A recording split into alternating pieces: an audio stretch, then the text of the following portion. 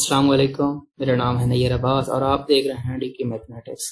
आज का जो हमारा टॉपिक है वो है इंटीरियर सेट के थ्योरम करेंगे, जो बहुत ही इम्पोर्टेंट थ्योरम है और अक्सर एग्जाम में पूछे जाते हैं। तो आज हम वो करेंगे। तो पहला थ्योरम जो है ये है कि if A and B are two subset of matrix space X, then if अगर A contain B, this implies interior of a set A contain interior of set B. Interior point of A, set of all interior point of A contain set of all interior point of B.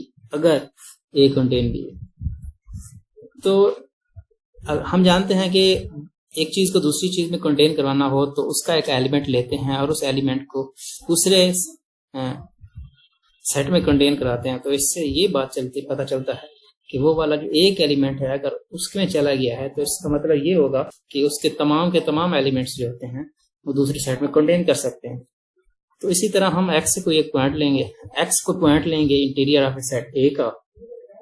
तो अगर x interior of a set का element है तो there must be exist an open sphere s are of x such that, और वो open sphere किस में contain करेगा? ए में कंटेन करेगा। और हम जानते हैं कि ए किस में कंटेन करता है? बी में कंटेन करता है। तो S R of x b में कंटेन कर जाएगा। तो ये क्या बात हो गई? S are of x contain b. तो इसका मतलब क्या? इसका मतलब ये है कि एक्स जो है इंटीरियर पॉइंट है बी का। तो हमने लिया था element interior set, interior of set a का, और चला किस में गया? इंटीरियर ऑफ सेट बी में। तो इसका मतलब है अगर एक एलिमेंट चला गया है फिर पूरा का पूरा जो सेट है वो बी में कंटेन करता है। तो अगला थ्योरम जो है वो ये है कि इफ अगर A and B are the two subset of matrix space X, then A intersection B whole का interior is equal to interior of A intersection interior of B. अगर दो चीजों को इक्वल प्रूव करना हो तो उसके लिए प्रोसीजर ये होता है कि पहले को लेकर दूसरे में कंटेन करवाया और दूसरे को लेकर पहले में कंटेन करवाया। तो यही प्रोसीजर हम इस्तेमाल करेंगे।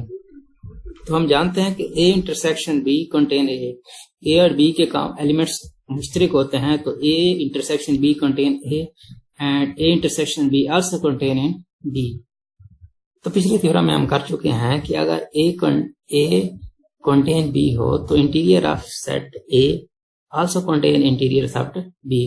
तो ये डेफिनेशन हम यहाँ पे लगाएंगे। A intersection b contain a है तो interior of A intersection B also contain in A. Then as well as interior of a set in A intersection B also contain in B. तो इन दोनों का intersection लेने से ये दोनों के एलिमेंट सेम हो गए तो इंटरसेक्शन ऐसे आ जाएगा A intersection B, A के इंटीरियर इंटरसेक्शन B के इंटीरियर। इक्वेशन 1 हो गई। एक चीज को तो हमने उसमें कंटेन करवा दिया, इसको हमने इसमें कंटेन करा दिया। अब हम इस बार ये कि इसको इसमें कंटेन कराएंगे। अगर ये कंटेन कर गया तो फिर ये बात हो जाएगी कि ये इक्वल है। तो हम फर्ज करते हैं कि कोई एक ऐसा एलिमेंट ले लेते हैं, एक्स एलिमेंट ले लेते हैं, ए इंटीरियर इंटरसेक्शन बी इंटीरियर। तो इंटरसेक्शन है तो एक्स ए का भी इंटीरियर में भी होगा, इंटरसेक्शन है, इंटरसेक्शन की जगह एंड आएगा, और एक्स बी के इंटीरियर में भी होगा। एक्स अगर ए के इंटीरियर में है तो इसका मतलब है इस पर जो ओपन बॉल बन रही है वो ओपन बॉल ए में कंटेन करती है। और इसी तरह एक्स बी का भी एलिमेंट, बी के इंटीरियर का एलिमेंट है तो एक्स पर जो ओपन बॉल बन रही है वो बी में भी कंटेन कर रही है। तो then there exist open sphere बन गए S1 of SR1 of X, SR2 of X such that SR of 1 of X contain A and SR of 2 of contain B। तो ये दो ओपन स्फीयर हैं, इनकी रेडियस मुख्तलिफ हैं लेकिन सेंटर सेम है।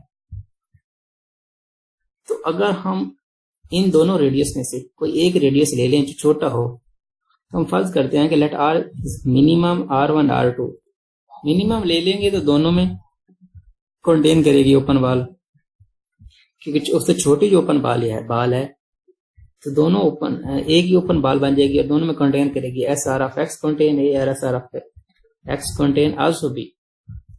तो S R of X also A intersection B में कंटेन करेगी। ठीक है, इन दोनों का अगर इंटरसेक्शन ले लिया जाए S R of x open बाल में तो एलिमेंट सेम रहेंगे और इनके एलिमेंट्स का इंटरसेक्शन हो जाएगा। तो ओपन बाल जो है इसके इंटरसेक्शन में कंटेन कर रही है, इस सेट में कंटेन कर रही है। तो इसका मतलब है कि ये वाला जो सेट है ये एक्स जो एक्स है एक्स इसके इंटीरियर ऑफ ए सेट का एलिमेंट होगा। तो हम लिख सकते हैं x belongs to a intersection whole का इंटीरियर। तो हमने एलिमेंट किसका लिया था? एलिमेंट हमने लिया था एक्स बिलोंग्स टू ए का इंटीरियर इंटरसेक्शन बी का इंटीरियर, और चला किस में गया? ए इंटरसेक्शन बी होल का इंटीरियर। तो इससे पता चला कि ए का इंटीरियर इंटरसेक्शन बी का interior contain A intersection B whole का इंटीरियर। तो from equation 1 and 2 we can write as A intersection B whole का interior is equal to A interior intersection B interior. तो अगला जो theorem है हमारा वो ये है कि if A and B are two subset of metric space X, then A का इंटीरियर यूनियन B का interior contain A union B whole का इंटीरियर। तो हम जानते हैं कि A contain A union B and B contain A union B। हम ये भी जानते हैं कि अगर A contain B हो तो उनके जो इंटीरियर ऑफ सेट है वो भी कंटेन करेंगे। तो इस तरह से हम लिख सकते हैं कि ए का जो इंटीरियर है और ए यूनियन बी का जो इंटीरियर है ए का इंटीरियर में कंटेन करेगा, और इसी तरह से बी का इंटीरियर जो है ए यूनियन बी होल के इंटीरियर में कंटेन करेगा। तो इन दोनों का अगर यूनियन ले लिया जाए तो A interior union B interior contain A union B whole का इंटीरियर। लेकिन जो इसका इनवर्स होता है ना, ए यूनियन बी होल का interior does not contain an A interior union B interior. उसकी एग्जांपल दे रहा है कि in general does not hold the above theorem. A अगर 0-1 हो और बी 1-4 हो half open and close interval में, तो जो इनका इंटीरियर होगा वो ओपन इंटरवल होगा, 0 और 1 होगा, और जो बी का इंटरवल होगा वो भी 1 और 4 होगा। तो इन दोनों का अगर यूनियन ले लिया जाए तो ये देखिए ना, 0 और 1 ना तो 0 शामिल है और ना ही 1 शामिल है। तो इन दोनों का जो यूनियन होगा 0 से लेकर 4 तक, और उसमें से 1 को माइनस करना है और ए यूनियन बी किया जाए। और अगर ए यूनियन बी किया जाए तो वो 0 और 4 आता है। और हमने ए का इंटीरियर यूनियन बी का इंटीरियर लिया है, अब वो आया है 0-1 ओपन इंटरवल -1। तो ये आपस में इक्वल नहीं है। तो ए यूनियन बी होल का interior does not equal to A का इंटीरियर यूनियन बी का इंटीरियर। तो इसकी एक और एग्जांपल है रैशनल और इरेशनल नंबर की। तो रैशनल यूनियन इरेशनल होल का इंटीरियर, रैशनल और इरेशनल आर बनाते हैं, रियल नंबर बनाते हैं, और रियल नंबर को जो होता है इंटीरियर ऑफ सेट वो आर होता है, और जो रैशनल का जो होता है इंटीरियर ऑफ सेट वो 5 होता है। वो इसलिए क्योंकि हर रैशनल के बाद एक इरेशनल होता है और इरेशनल के बाद एक रैशनल होता है। तो इनके जो इन पर जो ओपन बाल बनाई जाती है वो ओपन बाल क्यू में कंटेन ही नहीं करती। इस पर जो भी ओपन बाल बनेगी वो सारी की सारी क्यू में कंटेन नहीं करेगी। उसकी वजह यह है कि हर इरेशनल नंबर के बाद इरेशनल होता है। फर्ज करते हैं कि ये कोई रियल लाइन है, यहाँ पर कोई हमने फिक्स कर लिया और यहाँ पर हमने ओपन बाल बना दी। यहाँ रैशनल है तो इसके साथ इरेशनल होगा और रैशनल और इरेशनल मिक्स हो जाएंगे, और मिक्स हो जाएंगे तो पूरी जो ओपन बाल बन रही है वो क्यों में कंटेन ही नहीं करेगी, डज नॉट कंटेन। क्योंकि रैशनल तो इसमें कंटेन करते हैं लेकिन इरेशनल तो नहीं करते, इसलिए इसका 5 होगा। और क्या सी का भी सेम ऐसे 5 होगा, 5 यूनियन 5 इज इक्वल टू 5।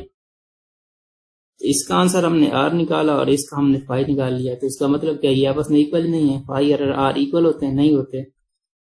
तो ये दूसरी एग्जांपल है। तो आज के लिए बस इतना ही, मिलते हैं नेक्स्ट वीडियो में। अगर आपको हमारा ये वीडियो पसंद है तो प्लीज लाइक करें, हमारे चैनल को सब्सक्राइब करें ताकि आने वाली अगली वीडियो आपको मिलती रहें। Thanks for watching. Allah Hafiz.